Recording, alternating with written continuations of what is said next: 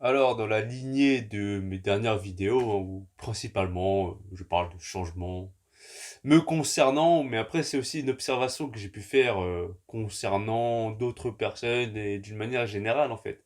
C'est comment on peut passer d'un jeune rebelle, anti-système, révolutionnaire, à quelqu'un en fait qui, quand on regarde, se met à faire comme tout le monde, à être quelqu'un de normal, bien que, me concernant, tu vois, j'ai pu tenir un discours assez sec, assez extrême, et comment aujourd'hui j'en suis venu à ce point où ben, je fais bugger les gens dans le sens où, oh Tony, t'as changé, oh maintenant t'es un mec du système, ah ouais, maintenant ouais, je te suis plus, ah ouais, je me désabonne, tu vois ou pas. Enfin bref, c'est un schéma que j'ai remarqué en fait, c'est que quand t'es jeune, déjà par l'âge, tu découvres un monde en fait que l'on t'a caché pendant très longtemps.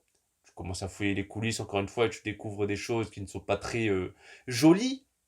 Et du coup, c'est quoi qui vient en premier? La colère, le dégoût, c'est les émotions, tu vois. Quand tu es jeune, tu es submergé par les émotions, envahi par les émotions, noyé par les émotions, qui te mettent dans une basse vibration, qui te fait souvent déprimer, souvent ressentir de la tristesse, de l'incompréhension, de l'isolement, un décalage.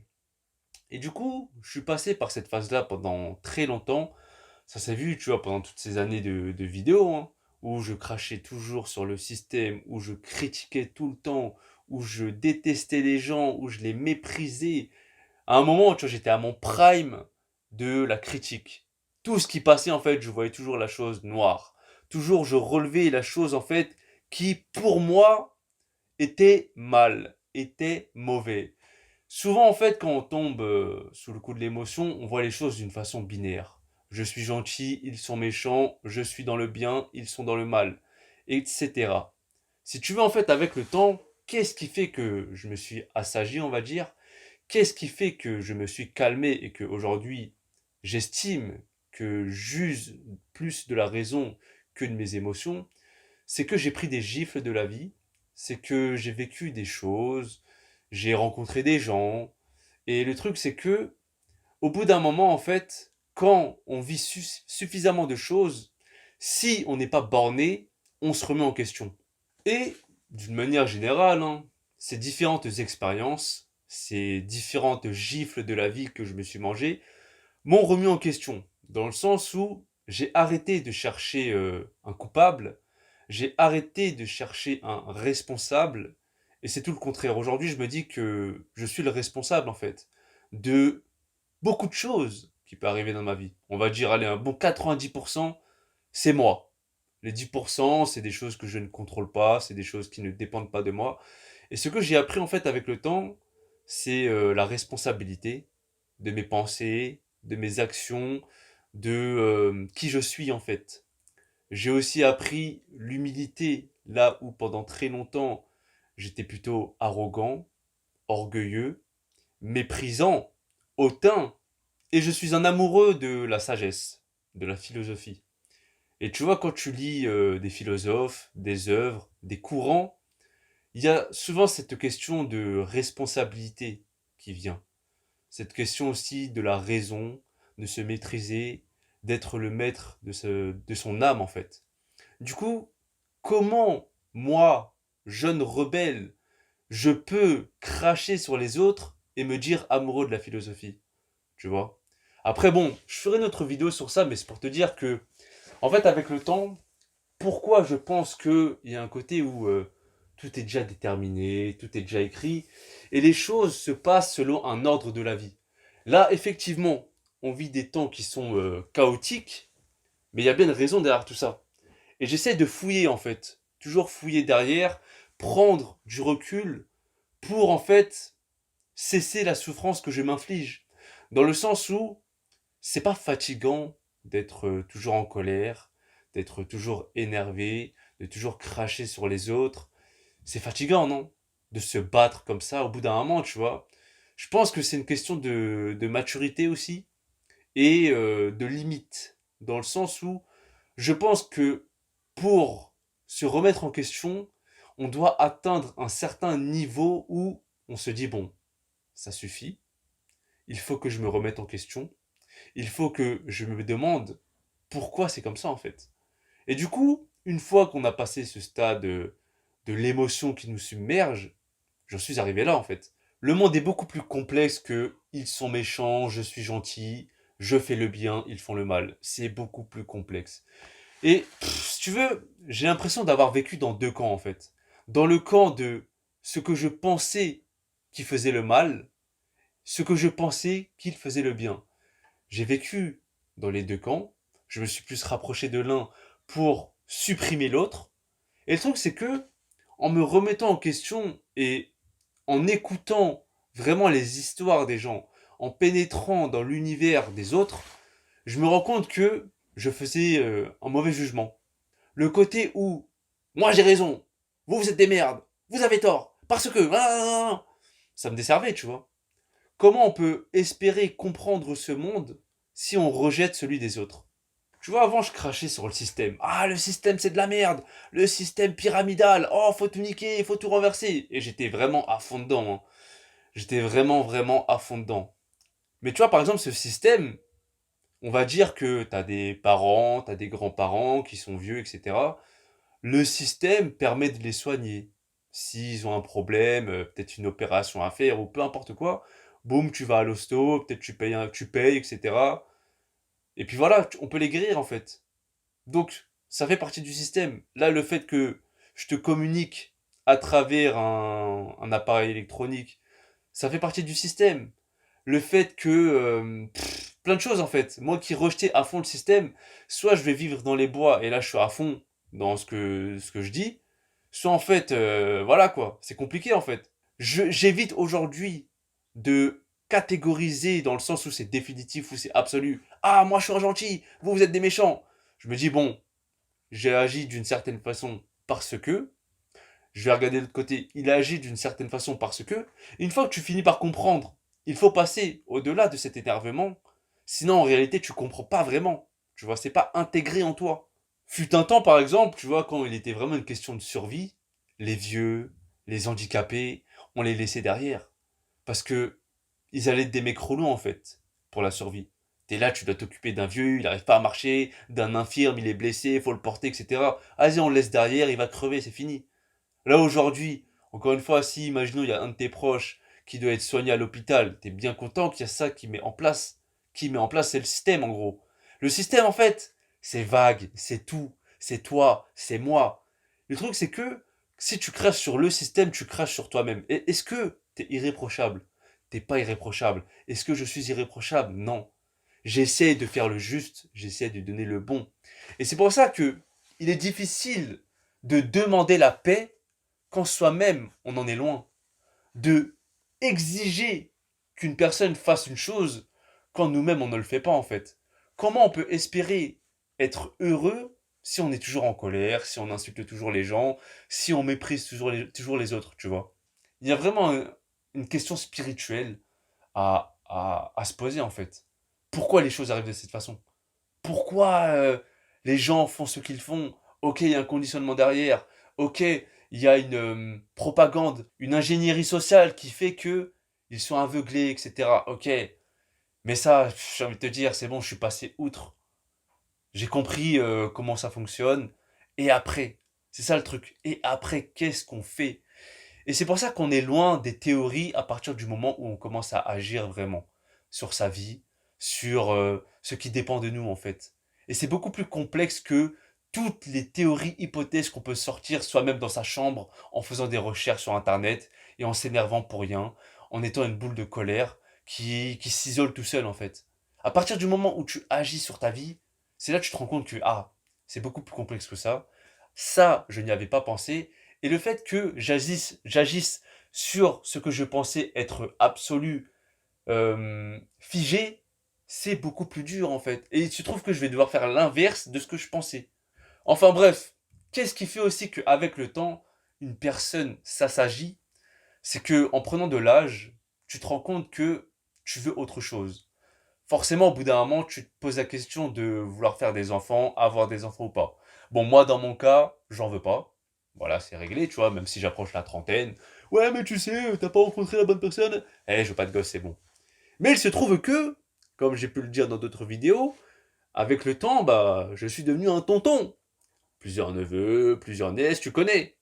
Et, du coup, le fait de, tu sais, quand tu portes un bébé, un nouveau-né, c'est magique, en fait. Quand avant, j'étais là en mode, ouah, je crachais sur le système de ouf, énervé et tout. Il y avait pendant plusieurs années, pas de neveu, pas de nièce, rien du tout, tu vois, pas d'enfant autour de moi, bah les couilles. Au tout début, quand ces nouveaux membres de la famille sont venus au monde, j'étais encore dans mon mode énervé et tout ça, tu vois. Mais, c'est sûr que quand je suis avec eux, le peu de fois où je suis avec eux, parce que c'est occasionnel, c'est très rare, tu vois. J'en ai plusieurs, mais je les vois pas tout le temps. Bref, quand j'ai pu les porter quand ils étaient bébés, tu vois, c'est magique en fait. Quand t'as cet être-là, tout fragile, qui dépend de toi, tu vois, il y a une force différente en fait qui grandit. Je sais pas. En fait, si t'es un parent, tu sais de quoi je parle. Si t'as porté un bébé, que ça t'a fait un truc, tu sais de quoi je parle. Et si t'as jamais porté de bébé et s'il n'y a pas d'enfant autour de toi, ça peut être compliqué en fait de conceptualiser ce que je te dis. Mais laisse-moi te dire que ce que j'ai pu ressentir personnellement, c'est que le peu de fois où j'ai porté ces bébés, et après ils ont grandi, tu vois, ils ont 3 4 ans, voilà quoi. Le peu de fois où je suis avec eux, comment je peux être en colère en fait? Comment je peux avoir le seum? C'est impossible. Quand t'as autant d'amour qui est en face de toi, qui vient te chercher, comment c'est possible d'être triste? Comment c'est possible d'être dans une basse fréquence, vibration? C'est pas possible, tu vois. Du coup, avec le temps, forcément, je te dirais qu'il n'y a pas que l'instinct maternel. Il y a un instinct aussi paternel qui se crée. Comment je peux le cacher que, voilà, au fond de moi, je suis appelé par la nature pour enfanter. Quand t'as envie de baiser, c'est ça, tu vois. Mais aussi, il y a un truc au fond de toi qui fait que, oh putain, les gosses, c'est quelque chose. Et ça, je pense que ça se développe aussi avec l'âge. Quand t'as 17, 18 ans, mais qu'est-ce que t'en bats les couilles? T'as des problématiques différentes en fonction de ton âge. T'as 17, 18 ans, 19 ans, t'en bats les couilles. T'as envie de taper toutes les meufs. Taper dans le sens baiser, hein, pas taper. Parce que j'ai fait une vidéo frapper une femme. Les jeux, ils ont commencé à péter un câble. Enfin bref, quand t'es là, t'as envie de tamponner une meuf. À cet âge-là, tu penses qu'à ça. Après, en grandissant, t'as des problématiques différentes. Voilà, tu commences à avoir ton taf, t'as des factures à payer, peut-être que t'as une famille à charge, etc. Du coup, oui, forcément, tu penses à autre chose. J'ai pu le dire dans une autre vidéo, c'est que pendant que je crachais contre ce système, j'étais là posé au calme, dans ma chambre, dans mon canapé, et les gens de ma famille, ils allaient charbonner, ils allaient vendre leur temps, leur santé physique et mentale, et moi j'étais là, nique sa mère le système. Bon, aujourd'hui, tu vois, étant donné que j'arrive à un âge où je me dis, il faut quand même que un jour l'oiseau quitte son nid, forcément, j'ai besoin de fric. Donc, est-ce qu'il y a autre choix que de travailler? Eh ben non, tu vois, on en est là. Du coup, la maturité concerne aussi l'âge, mais pas que. Ça parle aussi au niveau de l'esprit. Comme je t'ai dit, on a des problématiques qui diffèrent en fonction de l'âge qu'on a, mais aussi au niveau de la maturité de notre âme. Ça veut dire quand t'es là, t'es soumis à tes émotions, t'es en colère, t'as le seum contre tout le monde, tu critiques à longueur de journée. En fait, le fait de découvrir ce monde, ces coulisses, c'est la première réaction. Et après, qu'est-ce qui se passe? En fonction des personnes, la durée de cet énervement va durer plus ou moins longtemps. Moi, ça m'a pris quand même, allez, un bon 5 6 ans en fait, avant de me calmer. D'autres personnes, ça peut être plus court. D'autres personnes, ça peut être plus long. Ça dépend de chacun en fait. Moi, je suis arrivé à un stade où je me dis, tu sais quoi? Les choses se passent d'une façon que l'univers, Dieu l'a décidé, peu importe comment tu l'appelles, cette force qui est au-delà en fait de ta personne, de ma personne, qui est au-delà en fait de notre volonté, ok? Il y a un ordre dans cet univers qui fait que on passe par des phases de la vie, par des situations que peut-être on ne désire pas à ce moment-là. Mais qu'est-ce que tu veux que je te dise? Les choses se passent de la façon dont elles doivent se passer, tu vois. Et le truc, c'est que quand tu es toujours en rejet de ce qui peut se passer, de ce monde, des autres, de cette situation, de ce que tu es, peu importe en fait, si tu fais que de rejeter, sans prendre en compte ce qui se passe, sans regarder les choses en face, en fait, on fait fausse route, tu vois. C'est pour ça qu'à partir du moment où tu es aveuglé par toutes sortes d'émotions, qui te met dans un état où tu ne peux pas vraiment réfléchir et user de ta raison dans le calme.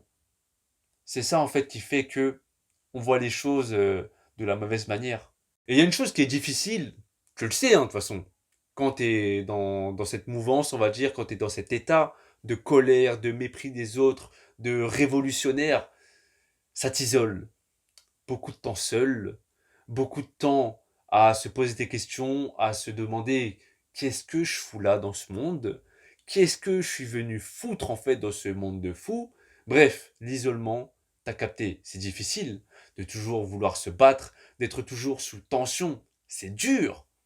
Maintenant, il y a une question aussi que moi je me suis posée avec le temps aussi, c'est, t'as vu les personnes que tu vois sur YouTube, que tu vois critiquer, etc., dire des choses qui te parlent, qui font sens, etc. Ok, tu vois, je ne rejette pas. Maintenant, la question que je me pose, c'est comment ça se fait en fait quand tu es toujours seul comme ça, tu peux avoir des discours aussi extrêmes. Mais en fait, ces gens-là, ils passent pas du temps avec leurs amis, ils passent pas du temps avec leur famille. C'est comment en fait? Est-ce qu'ils ont des enfants? Non. Tu regardes la plupart des gens qui critiquent le système, c'est soit des jeunes personnes, comme j'ai pu l'être. Tu vois, j'ai commencé les vidéos, j'avais 22 ans, je crois, un truc comme ça. Du coup, jeune homme, pas d'enfant, pas de meuf, rien du tout. Mais tu regardes les gens qui sont plus âgés, qui sont peut-être dans la trentaine, quarantaine, quinquagénaire, voilà, c'est un mot que voilà, j'utilise, parce que la dernière vidéo, on m'a dit que le cinquantenaire, ça s'utilisait pas. Et bref, c'est des personnes qui n'ont pas d'enfants. Est-ce qu'ils sont en couple? Certains oui, certains non. Mais en tout cas, ils n'ont pas d'enfants. Et c'est ça où, en fait où je veux en venir, c'est que à partir du moment où il y a des enfants autour de toi, tu peux pas être aussi extrême. C'est impossible. Et du coup, c'est pour ça que je revois les gens, je renvoie les gens au film Captain Fantastic. Mais bon, c'est compliqué, tu vois. T'es là, t'es isolé, t'es contre les gens, t'es contre tout le monde, allez tous vous faire enculer, etc. Mais bon, je vais pas te spoiler, mais la fin du film est le message que je transmets aujourd'hui. L'équilibre de tout. En fait, le fait de toujours se séparer des autres fait que on renforce notre haine, on renforce notre colère. Et pour moi, en fait, tout n'est qu'un et tout, je le répète souvent. C'est pour ça que la vie, c'est un mélange de tout. Ok, le système est loin d'être parfait. Mais il ne s'agit pas seulement de rejeter tout ce qui ne va pas. Il s'agit aussi de regarder de quelle manière ça te met bien. Ça me fait penser, tu sais, à l'histoire de La Fontaine, sa fable avec le chien et le loup. Je te la fais vraiment courte, hein. Le chien, en gros, il a des maîtres, on lui donne à bouffer, il n'a pas besoin de chasser. Le truc, c'est que il doit les obéir. Il rencontre un loup qui, lui, est libre, il est fort, sauf que il doit charbonner pour sa survie. Les deux se rencontrent, les deux ont une petite discussion. Le chien lui dit ouais, vas-y, viens, t'inquiète, c'est stylé. Mais le loup finit par se barrer et dit non, moi je préfère être libre, etc. Et c'est ça le truc, c'est que tu as vu les histoires comme ça, c'est porteur de différentes interprétations. On peut dire que, oh, le truc de ouf, le chien, il est là, il est soumis, c'est une merde, ok, il est dans le confort. La même chose pour nous, on est des chiens. À côté, tu as des gens qui vont un petit peu plus s'extraire du système, on va dire que ce sont des loups. Mais en fait, ce que les loups ne te disent pas, c'est que au quotidien, ils en chient quand même, tu vois. Ils en chient. Le fait d'être toujours seul, le fait de galérer toujours autant. Après, c'est en fonction de chacun. Il y en a pour eux, ça vaut le coup. Moi, personnellement, étant donné que je suis toujours dans ce système, bah, c'est compliqué en fait d'avoir un discours hors système, anti-système, alors que j'y suis. Encore une fois, si je veux vraiment être cohérent, je quitte YouTube, je quitte ma famille, je quitte mes amis, je quitte mes neveux et mes nièces, je fais plus de fric, je vais vivre tout seul dans la montagne, dans une forêt et je ferme ma gueule, et voilà. Là, je serais allé au bout des choses. Mais à partir du moment où, pour la plupart, et toi qui regardes des vidéos, t'es toujours dans le système. Donc, c'est pour ça que au bout d'un moment, c'est un équilibre de tout en fait. Et c'est pour ça que dans une vidéo, j'avais dit, il s'agit de créer son propre jeu dans le grand jeu dans lequel on est venu. Et peut-être on comprend pas les règles, on est contre ces règles, ouais, ok. Mais crée ton jeu. Et moi, j'en suis là à ce stade-là de ma vie. Je veux créer mon jeu dans ce grand jeu. Tu vois. En fait, ce que je te dis, il y a un manga. Il y a un manga qui, je me reconnais tellement dans ce personnage. C'est Vinland Saga. Vinland Saga, c'est vraiment de la philosophie dans un manga. C'est un truc de ouf comment je me reconnais tellement dans le personnage Thorfinn. Laisse tomber en fait. Et j'ai pas envie de spoiler, du coup je peux pas trop te raconter. Mais en gros, il passe aussi par ces phases-là. colère de ouf. Il ne vit que par cette obsession de la colère, de tout baiser, etc. Puis après, il a un passage à vide. Parce que pendant toutes ces années, il était tellement dans cette habitude d'avoir le seum qu'au moment où il n'a plus cette raison d'avoir le seum, il se sent vide. Il se sent nu. C'est comme il n'y avait plus rien en lui. Et ce passage à vide, en fait, fait peur d'une manière inconsciente beaucoup de personnes. Dans le sens où c'est la haine qui t'anime. Et cette haine-là, tu en as besoin pour vivre d'une façon inconsciente. Et le truc, c'est que quand tu te rends compte que, en fait, il y a autre chose qui peut te servir de moteur, l'amour, la paix, le partage, la bienveillance, la haine, tu la mets de côté, en fait. Elle est toujours là pour contrebalancer, pour mettre en lumière les plus belles choses. Mais en tout cas, ce qui me guide aujourd'hui, ce n'est plus la même énergie. C'est pour ça que les gens, ils sont là. Ah ouais, Tony, t'as changé. Ah ouais. Mais en fait, moi, je me dis, justement, vu que je suis conscient des dingueries de ce monde et que je suis passé outre, la question à se poser normalement, ce serait comment tu fais, mec? Ah ouais, j'aimerais bien savoir en fait le processus, etc. Encore, tu me dis, il y a un mec complètement matrixé par le système, grosse pilule bleue, il connaît pas l'existence de toutes sortes d'élites, de toutes sortes de systèmes pyramidales et de tous les moyens qu'ils emploient pour dominer un peuple. Ok, lui, tu dis, vas-y, bienheureux et le simple d'esprit, vas-y, ok. Sauf que moi, je suis passé par cette phase où justement, je suis tombé dans ces nouvelles-là. Ça a chamboulé tout mon paradigme. Ça m'a tué, vraiment, ça m'a fait souffrir, ça m'a torturé pendant des années, mais j'en suis sorti plus fort, plus calme. Il y a une question à se poser, non? C'est en mode, ouais, comment tu fais, mon gars? C'est comment? Et ça me fait aussi penser à, pour ceux qui connaissent, hein, Musashi Miyamoto, le plus grand épéiste du Japon, le plus grand samouraï. Euh, pour ceux qui ont lu le manga Vagabond, je sais pas si c'est totalement tiré de l'histoire, mais en gros, c'est ça aussi. Dans Vagabond le manga, quand il était jeune, c'était pareil. Fougueux, colérique, il était là en mode je vais tout baiser.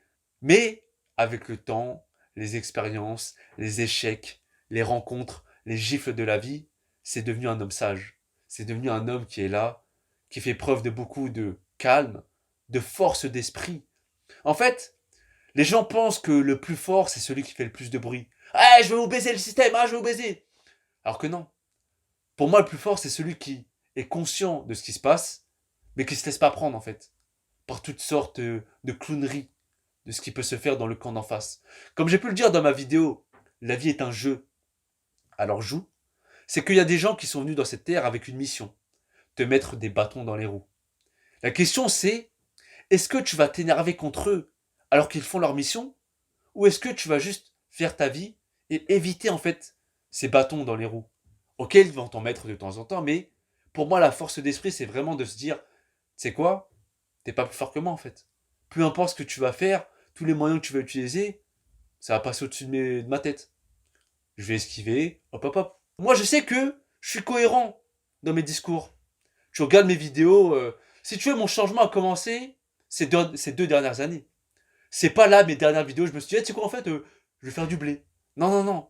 Regarde le titre déjà de mes 2 dernières années de vidéos et tu vois que le changement s'est fait progressivement. Tu vois, donc je sais, personnellement, parce que c'est ma personne, que je suis cohérent dans ce que je dis. Je suis cohérent dans mon discours. Maintenant, je suis pas là pour te convaincre. J'ai toujours le plaisir de faire des vidéos, j'ai toujours le plaisir de partager mes idées, mes pensées. Peu importe ce que les gens vont penser, en fait, je m'en bats les couilles. Bref, je fais mon chemin. Et voilà, hein. Je connais l'agenda 2030, je connais les plans du système, je connais. Et alors? Et alors? Il y a une loi de l'univers qui fait que il y a une question d'accord.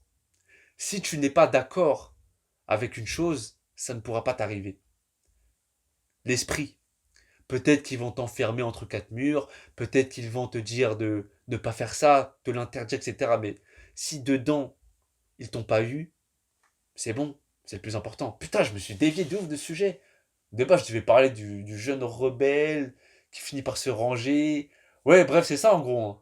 Quand tu regardes, pour beaucoup, dans leur jeunesse, début vingtaine, peu importe, ils sont là à vouloir tout niquer, à vouloir changer les choses, à changer le système, à réveiller les gens. Et avec le temps, en fait, tu te rends compte que comment tu veux changer des gens? Regarde juste les 2 dernières années, encore une fois.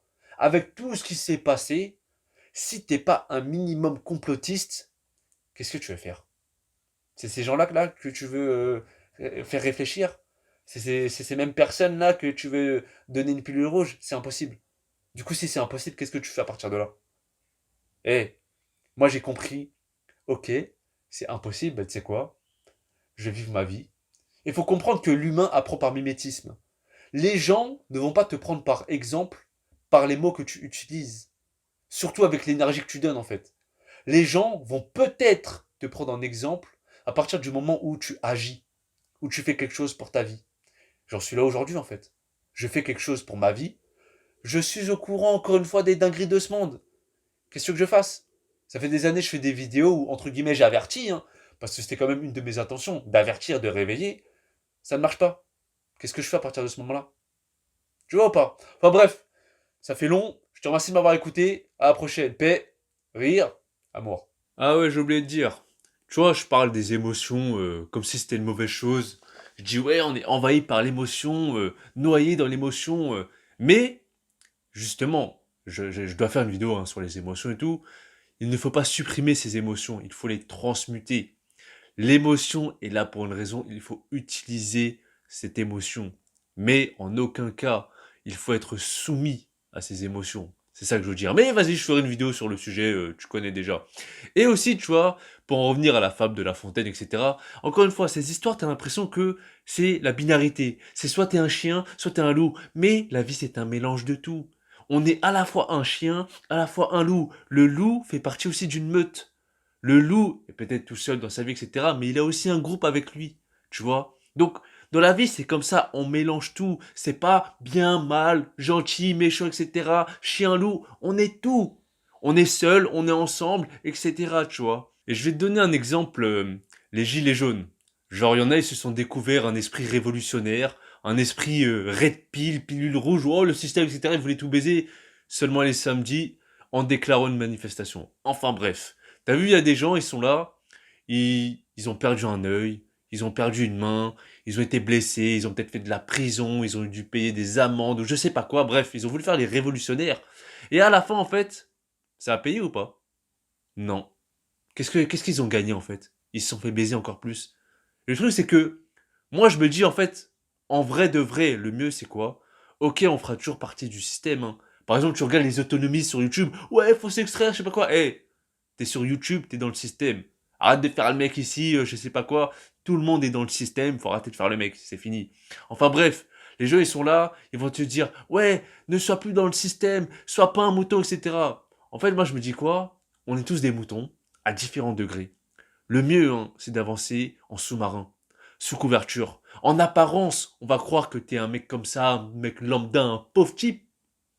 Mais en réalité, celui qui avance le mieux dans la vie, c'est celui qui se fait passer pour le mec discret, peut-être un idiot, mais derrière, en fait, il a quoi de prouver, tu vois. Contrairement à un mec qui fait beaucoup de bruit, tu crois que c'est un ouf, c'est un révolutionnaire, tu vas le suivre, etc.